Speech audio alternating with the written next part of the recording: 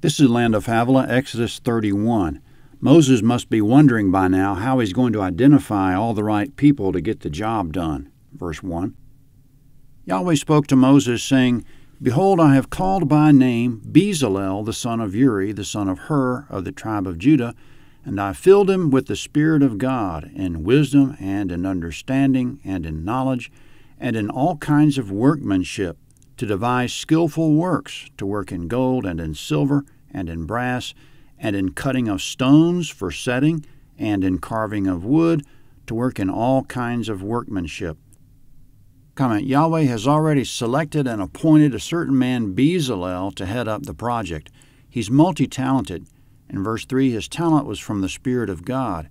He was, quote, filled with the Spirit of God, end quote, to do all kinds of workmanship.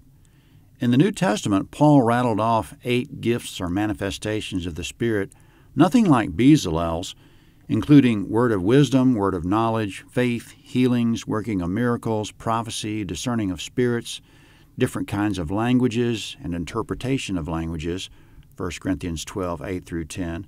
And also in Romans 12, he mentioned other gifts such as prophecy, service, teaching, exhorting, ruling, and showing mercy. In Ephesians 4, for the work of the ministry, as he called it, God provided apostles, prophets, evangelists, pastors, and teachers. And in 1 Corinthians 12:28, Paul added working of miracles, healing, and helps. So it seems every time Paul went through a list, he gave a different list. So let's not get caught in a trap of rigidly categorizing the gifts of the Spirit. Even when 2 people have the same gift, such as preaching, it's not exactly the same. Each man's gift's a little different. Quote, now there are diversities of gifts, but the same Spirit, 1 Corinthians 12:4. Bezalel had gifts of the Spirit that weren't anything like the ones Paul mentioned, so let's keep an open mind about our gifting and let God bring our gifts forth without us rigidly categorizing them according to preconceived notions. God's much more imaginative and diverse than what we might have in mind.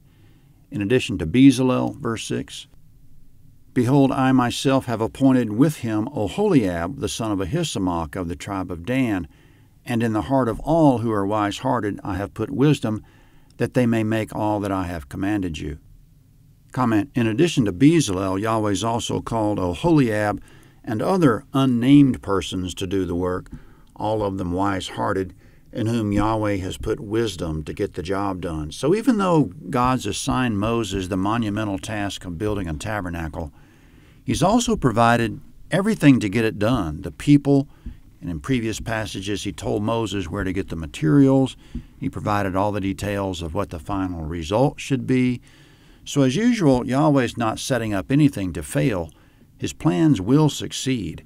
If He commands us to do something, He already knows exactly how to do it, and He's prepared the way for it already. He doesn't speculate. He doesn't come at us half-baked. He speaks from wisdom, knowledge, understanding, power, and He came up with the project long before He said anything to us about it. He's very organized. Coming up, in summary of what the workmen should build, verse 7, the tent of meeting, the ark of the testimony, the mercy seat that is on it, all the furniture of the tent, the table and its vessels, the pure lampstand with all its vessels, the altar of incense, the altar of burnt offering with all its vessels, the basin and its base, the finely worked garments, the holy garments for Aaron the priest, the garments of his sons to minister in the priest's office, the anointing oil, and the incense of sweet spices for the holy place, according to all that I've commanded you, they shall do. Comment: coming up, for the first time during this 40-day period on the mountain, Yahweh will shift from tabernacle preparation to something else. Verse 12. Yahweh spoke to Moses, saying, Speak also to the children of Israel, saying, Most certainly you shall keep my Sabbaths, for it is a sign between me and you throughout their generations, that you may know that I am Yahweh who sanctifies you. You shall keep the Sabbath, therefore, for it is holy to you. Everyone who profanes it shall surely be put to death. For whoever does any work therein, that soul shall be cut off from his people. 6 days shall work be done, but on the 7th day is a Sabbath of solemn rest, holy to Yahweh.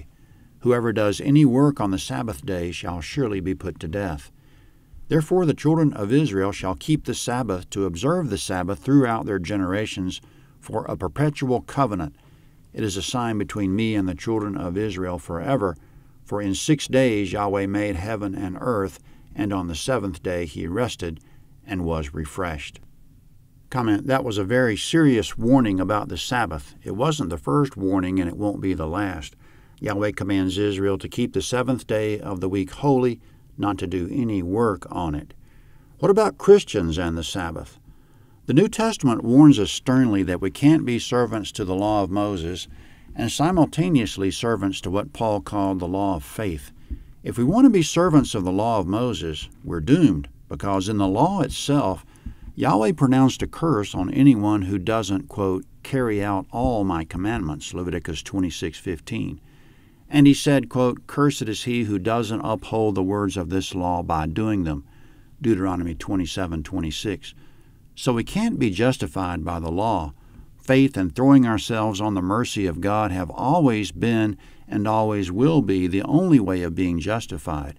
So getting back to the Sabbath, if we intend to follow the law of Moses, it's not good enough to pick and choose which laws to follow. We must do it all. Quote, for whoever keeps the whole law and yet stumbles in one point, he has become guilty of all. End quote.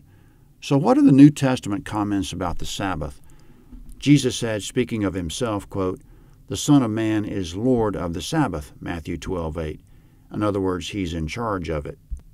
Also Colossians 2:16, quote, therefore let no one pass judgment on you in questions of food and drink, or with regard to a festival, or a new moon, or a Sabbath, end quote.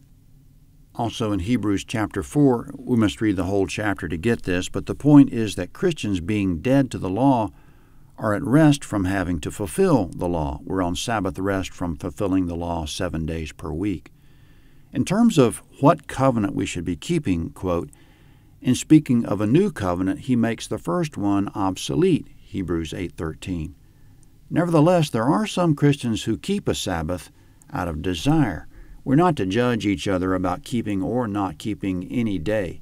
Romans 14:5 and 6, quote, one person esteems one day as better than another, while another esteems all days alike.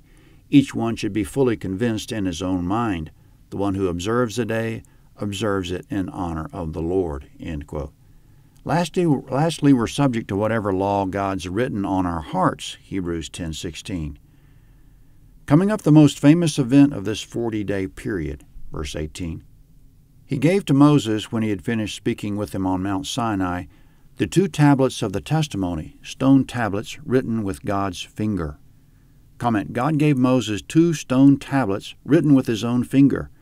The next chapter will add the fact that God engraved them on both sides. What was on the tablets? Verse 18 doesn't say, but from Exodus 34:28 we know it was the 10 Commandments.